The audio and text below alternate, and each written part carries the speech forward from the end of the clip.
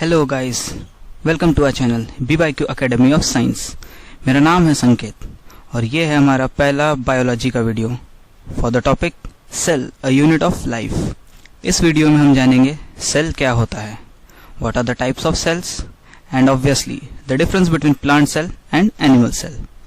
So without wasting any time let us start with the video. जैसे कि आप सब जानते होंगे, life came into existence because of a cell. जितने भी ऑर्गेनिजम्स हम अपने आसपास देखते हैं, they are all composed of small building blocks called cell. Hence we can say that cell is the structural and functional unit of life. हमारे आसपास जितने भी ऑर्गेनिजम्स होते हैं, they are all multicellular organisms. They are composed of an number of cells. लेकिन कुछ organisms होते हैं जो कि एक सिंगल सेल में ही अपनी पूरी लाइफ गुजार देते हैं। उन्हें हम कहते हैं unicellular organisms. They have their independent existence and can perform all the vital functions of a cell. अगर एक स्ट्रक्चर की बात करें, जैसे कि एक building, so the building is made up of an number of small building blocks which we called as bricks. उसी तरह हमारी जो बॉडी है, हमारी बॉडी भी बहुत ही छोटे छोटे स्मॉल यूनिट से बनी होती है, जिसे हम कहते हैं सेल। हेंस छोटे छोटे सेल्स मिलकर एक बहुत बड़ा स्ट्रक्चर बनाते हैं, जो कि हम खुद में देख सकते हैं। अब इस स्ट्रक्चर को मेंटेन करने के लिए कुछ फंक्शंस होना जरूरी है, तो यही वो सेल्स है जो कि पूरे फंक्शंस परफॉर्म करते हैं for the existence of life. The range of cells is from 100 nanometer to 1 millimeter, and the largest cell ever been recorded is an ostrich egg which is about 7 centimeters. The cell theory was proposed by Schwann and Sheldon. Cell means a compartment. जैसे कि आप honeycomb में भी देख सकते हैं, छोटे छोटे बहुत सारे कंपार्टमेंट्स होते हैं। They are all together and give rise to the honeycomb.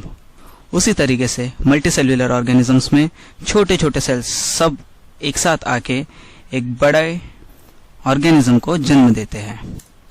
Now the classification of cells. Cells वैसे दो टाइप्स के होते हैं, एक होते हैं प्रोकैरियोटिक सेल, दूसरे होते हैं यूकैरियोटिक सेल्स। अब ये एक कार्योटिक क्या होता है? कार्योटिक मीन्स न्यूक्लियस। अब प्रो यानी फर्स्ट, जो सबसे पहले न्यूक्लियस आए थे, उस टाइप के सेल्स को बोला जाता है प्रोकैरियोटिक सेल्स। और उन्हीं में जब एवोल्यूशन हुआ तो उससे नए टाइप के सेल्स बने, जिसे हम कहते हैं यूकैरियोटिक सेल्स। यू मतलब ट्रू, कैरियोटिक मतलब न्यूक्लियस, मतलब कि फर्स्ट ट्रू न्यूक्लियस वाले सेल्स, उन्हें हम कहते हैं यूकैरियोटिक सेल्स। अब यूकैरियोटिक सेल्स में भी दो टाइप होते हैं, एक है सिंगल सेल्ड और है multi celled. Single cell, they are capable of their independent life existence. और मल्टी सेल्युलर की बात करें तो उसमें आते हैं दो cells, namely animal cell and plant cell. अब अगर सेल में देखा जाए तो जैसे हमारी बॉडी के फंक्शंस परफॉर्म करने के लिए डिफरेंट ऑर्गन्स प्रेजेंट होते हैं, उसी तरह एक सेल में भी उसके सभी वाइटल फंक्शंस परफॉर्म करने के लिए छोटे छोटे ऑर्गन्स होते हैं, जिसे कि हम कहते हैं cell organelles. Just like our body, all the organs have different functions. Similar to that, in a cell, all the cell organelles have specific functions which are required by the cell for its proper functioning. We'll study about that later in this video. Let us start with the first cell, which is a prokaryotic cell. अब prokaryotic cell में, जैसे कि आप इस diagram में देख सकते हैं, ये है वो एक prokaryotic cell।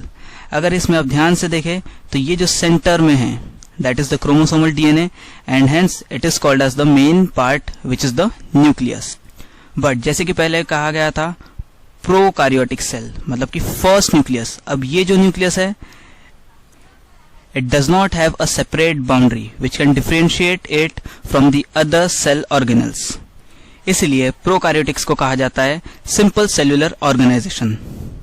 इसमें जितने भी सेल ऑर्गेनल्स होते हैं, they lack the cell boundaries, और we can say the membrane boundary. Prokaryotic cells की जो प्रोटेक्टिव कवरिंग होती है, that is made up of glycocalyx, एक तरीके का कैप्सूल होता है, एक होता है मिडल वॉल, और उसके अंदर होता है एक प्लाज्मा मेम्ब्रेन। अब जैसे कि ये प्रोकैरियोटिक सेल एक यूनिसेल्युलर ऑर्गेनिज्म होता है, तो it should be motile, means It must travel from place to place in search of food and reproduction. अब एक जगह से दूसरी जगह मूव होने के लिए इसके बाद हाथ पैर तो होते नहीं है, तो एक स्पेशल ऑर्गन होता है जिसे कि हम कहते हैं फ्लैजिला और सीलिया। अब कुछ प्रोकार्योटिक्स में एक स्पेशल पिगमेंट होता है जिसे कि हम कहते हैं फोटोसिंथेटिक पिगमेंट, जिसकी मदद से ये अपना खाना खुद बनाते हैं। अब जो मेन जेनेटिक मटेरियल होता है जो कि है डीएनए, वो होता है या तो क्रोमोसोम के फॉर्म में या फिर प्लाज्मिड्स के फॉर्म में। प्रोकार्योटिक्स और यूकैरियोटिक्स में बहुत मेजर डिफरेंस ये है कि इसमें जितने भी ऑर्गेनेल्स होते हैं they lack the membrane bound cell organelles, और यूकैरियोटिक्स में they are well membrane bound cell organelles. और यूकैरियोटिक्स का जन्म हुआ है प्रोकार्योटिक्स से ही। जब प्रोकार्योटिक्स में एवोल्यूशन आया उसी से यूकैरियोटिक्स अस्तित्व में आए। अब हम देखेंगे यूकैरियोटिक सेल के बारे में। जैसे कि आप डायग्राम में देख सकते हैं, ये है एनिमल सेल और ये है प्लांट सेल। अब अगर दोनों सेल्स में देखा जाए तो ये है सबसे मेन इंपॉर्टेंट ऑर्गन जिसे कि कहते हैं न्यूक्लियस, वैसे ही प्लांट सेल में ये है न्यूक्लियस। अब न्यूक्लियस में देखा जाए तो it has a perfect boundary, जो कि प्रोकार्योटिक सेल में बिल्कुल नहीं थी, and that is the major difference between prokaryotics and eukaryotics. Eukaryotic cell have a definite nuclear membrane. The cell exhibits membrane bound cell organelles, जैसे कि मैंने आपको पहले ही बता दिया है। It have different shape and size, but all cells are typically composed of plasma membrane and cytoplasm. अब ये plasma membrane और cytoplasm क्या है? जैसे कि हम एनिमल सेल और प्लांट सेल दोनों में देख सकते हैं, ये जो आउटर बाउंड्री है इसे कहते हैं प्लाज्मा मेम्ब्रेन।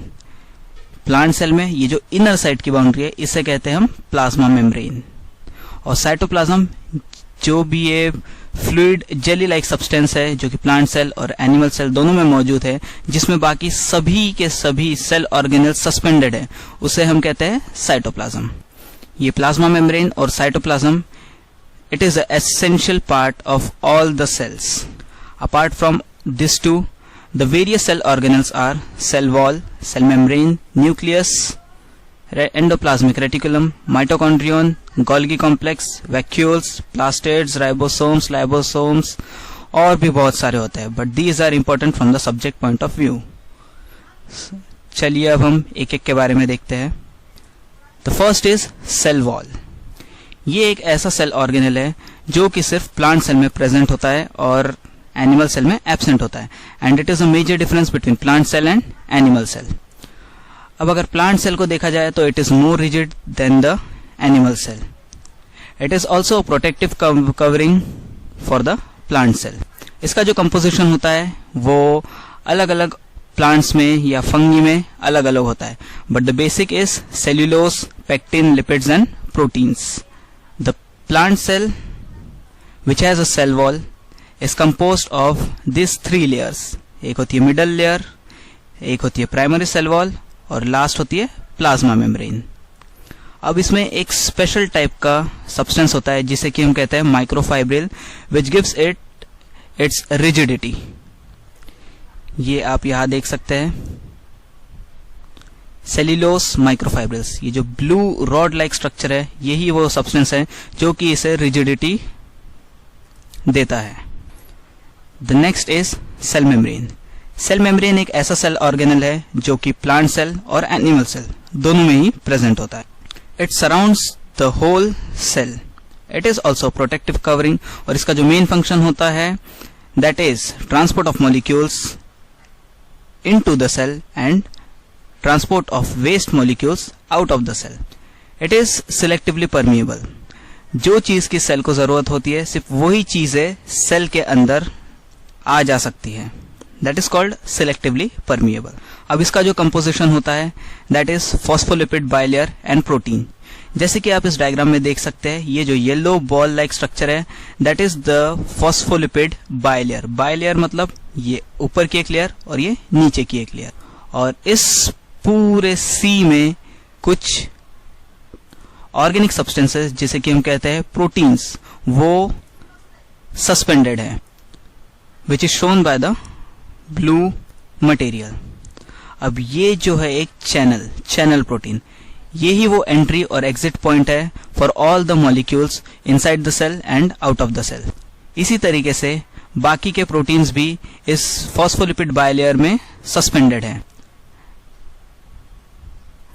अगर इस फॉस्फोलिपिड बायलेयर को देखा जाए तो ये जो बॉल लाइक स्ट्रक्चर है that is hydrophilic in nature, and ये जो टेल होता है इस that is hydrophobic in nature. अब जैसे कि वाटर को भी अंदर जाना जरूरी है और बाहर निकलना जरूरी है, अब ये जो होते हैं they are hydrophilic in nature, मतलब कि वाटर हेटिंग, तो they do not come in contact with the water. और ये जो येलो सब्सटेंस है that is hydrophilic in nature, that means water loving, they come in contact with the water and other molecules. Coming to the next, cytoplasm, जो कि मैं पहले ही बता चुका हूं, it is a colloidal jelly like material which is mostly made up of water. अब इसका जो मेन कंपोजिशन होता है एक जेली के जैसा होता है जो कि बना होता है वाटर से, along with some organic and inorganic substances like amino acids, vitamins, enzymes, minerals etcetera. All the other cell organelles are suspended in the cytosol. ये जैसे कि है साइटोसोल या हम कह सकते हैं साइटोप्लाज्म, सभी सेल ऑर्गेनल्स इस साइटोप्लाज्म, इस जेली लाइक सब्सटेंस में सस्पेंडेड पाए जाते हैं। अब जैसे कि मैंने बताया इसमें बहुत सारे ऑर्गेनिक और इनऑर्गेनिक सब्सटेंसेस भी होते हैं, तो बहुत सारे मेटाबॉलिक एक्टिविटीज के लिए ये सभी vitamins, enzymes, amino acids they are used for the metabolic activities which have been taking place in the cell. The next is the foremost component, or we can say the cell organelle, which is the nucleus. अब nucleus इसे बोला जाता है the brain of the cell.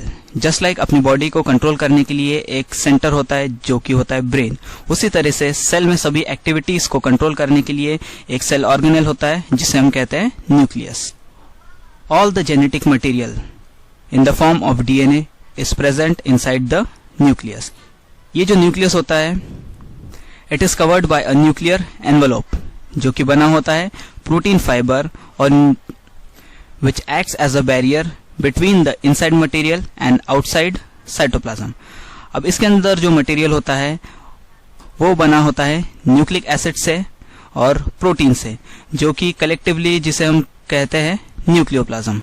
इसका जो nuclear envelope होता है that is irregular, which means it has some small pores as you can see in this diagram, that is called as nuclear pores, and these pores acts as a pathway for the entry and exit of material inside the nucleus and into the cytoplasm. DNA इसमें जो present होता है that is in the form of chromatin network. अब ये जो chromatin network होता है जब सेल डिवाइड होते रहता है, which means in the process of cell division this chromatin network changes into the chromosomes that has different phases which we will discuss in later videos. The next cell organelle is endoplasmic reticulum. The endoplasmic reticulum, it is a network of membranous tubules or sacs attached to the nuclear envelope and it may extend up to the cell membrane. जैसे कि आप इस diagram में देख सकते हैं ये है न्यूक्लियस। अभी न्यूक्लियस के बाहर ट्यूब्यूलर मेम्ब्रेनस स्ट्रक्चर होता है जो कि स्टार्ट होता है from the nuclear envelope and extend होता है up to the cell membrane. अब जैसे कि हमें पता है कि nucleus is at the centre of the cell और cell membrane is the outer covering, तो उसके बीच में एक पाथवे होता है जो कि एंडोप्लाज्मिक रेटिकुलम। इस एंडोप्लाज्मिक रेटिकुलम की वजह से सभी सेल ऑर्गेनल्स अपनी पोजीशंस पे फिक्स्ड रहते हैं। That's why we can say that it helps to maintain the position of various cell organelles. अब इस एंडोप्लाज्मिक रेटिकुलम का काम क्या होता है? वैसे तो इसमें दो टाइप के एंडोप्लाज्मिक रेटिकुलम होते हैं, एक होता है स्मूथ, दूसरा होता है रफ। अब जो रफ एंडोप्लाज्मिक रेटिकुलम होता है उसकी मेम्ब्रेन वॉल पर छोटे छोटे डॉट्स होते हैं या फिर एक दूसरा सेल ऑर्गेनल होता है जिसे हम कहते हैं राइबोसोम्स। उसके वजह से इसे कहा जाता है रफ एंडोप्लाज्मिक रेटिकुलम, और दूसरा वाला जिसमें ये डॉट्स या राइबोसोम्स प्रेजेंट नहीं होते उसे हम कहते हैं स्मूथ एंडोप्लाज्मिक रेटिकुलम। अब जो रफ एंडोप्लाज्मिक रेटिकुलम होता है that is involve in the process of protein synthesis और smooth is involved in the process of lipid synthesis. The next is the mitochondrion. अब माइटोकॉन्ड्रियन को power house of the cell भी बोला जाता है। जैसे कि हमें कोई भी एक्टिविटी करनी हो तो हमें एनर्जी चाहिए, अब उसी तरीके से सेल में भी डिफरेंट फंक्शंस परफॉर्म होते हैं। उन सभी फंक्शंस के लिए कुछ एनर्जी चाहिए होती है। अब वो एनर्जी प्रोवाइड करने का काम करता है माइटोकॉन्ड्रियन। अब ये mitochondrion it is a double membrane bound cell organelles. इसकी दो बाउंड्रीज होती है, एक होती है आउटर स्मूथ बाउंड्री और इनर बाउंड्री जो होती है that is made up of folds which helps in increasing the surface area of the inside membrane। अब ये जो फोल्ड्स होते हैं उसे कहते हैं क्रिस्टे। अब इन दो मेम्ब्रेन के बीच की जो स्पेस होती है that is called the intermembrane space. अब inside the inner membrane there is a fluid which we called as matrix, और इस सरफेस पे इनर सरफेस पे कुछ छोटे छोटे फिंगर लाइक प्रोजेक्शंस होते हैं जिसे कि हम कहते हैं ऑक्सीजोम्स और F1 particles. The mitochondrion is involved in the process of aerobic respiration which give rise to ATP, और ATP को कहा जाता है energy currency of the cell. The next is Golgi complex और गोल्जी एपरेटस। अभी जो Golgi complex या Golgi apparatus होता है जैसे कि आप डायग्राम में देख सकते हैं, it is made up of stacks of membranous sac called cisternae. अभी सिस्टर्ने के दो साइड होते हैं, एक side which faces towards the endoplasmic reticulum और nucleus is called as the cis face, और जो दूसरा फेस होता है which faces towards the cell membrane is called as the trans face.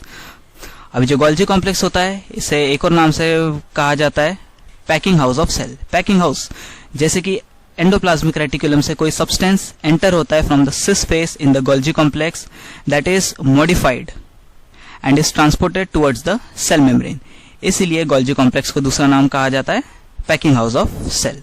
अब अपार्ट फ्रॉम पैकिंग इसके खुद के भी कुछ प्रोडक्ट्स होते हैं जैसे कि एग्जांपल पेक्टिन जो कि गोल्जी कॉम्प्लेक्स में ही बनता है। The next cell organelle is vacuoles. अब vacuoles it is bounded by a semi permeable membrane called tonoplast. इसकी जो बाउंड्री होती है उस बाउंड्री को एक नाम दिया गया है टोनोप्लास्ट। अब जो वैक्यूल्स होते हैं ये अलग अलग सेल्स में अलग अलग कंपोजिशन में बने होते हैं। अब they are the storehouse of the cell. जितने भी मिनरल्स, आयंस, ऑर्गेनिक मटेरियल्स और कभी कभी excretory products they are all stored in these organelles called as vacuoles. अब vacuoles they are mostly present in the plant cell. Plant cell में एक central vacuole होता है that is it occupies more than 50% of the total area of the plant cell. But अगर animal cell की बात की जाए तो ये बहुत ही छोटे छोटे साइज में बहुत सारे क्वांटिटीज में पाए जाते हैं and they are not central in case of animal cell. अब प्लांट सेल में जो टर्जिडिटी होती है, जो वाटर रिजर्व होता है that is all stored in this vacuoles. Next is the plastids. अब प्लास्टिड्स बिल्कुल माइटोकॉन्ड्रियन जैसे double cell bound membrane cell organelle होते हैं but they are larger in size as compare to the mitochondrion. अब ये जो प्लास्टिड्स होते हैं they are of mostly 3 types. एक होता है leucoplast that acts as a store house, chromoplast that contains non essential photosynthetic pigments called as carotene and xanthophylls that gives the typical red, orange or yellow color to different parts of the plant cell.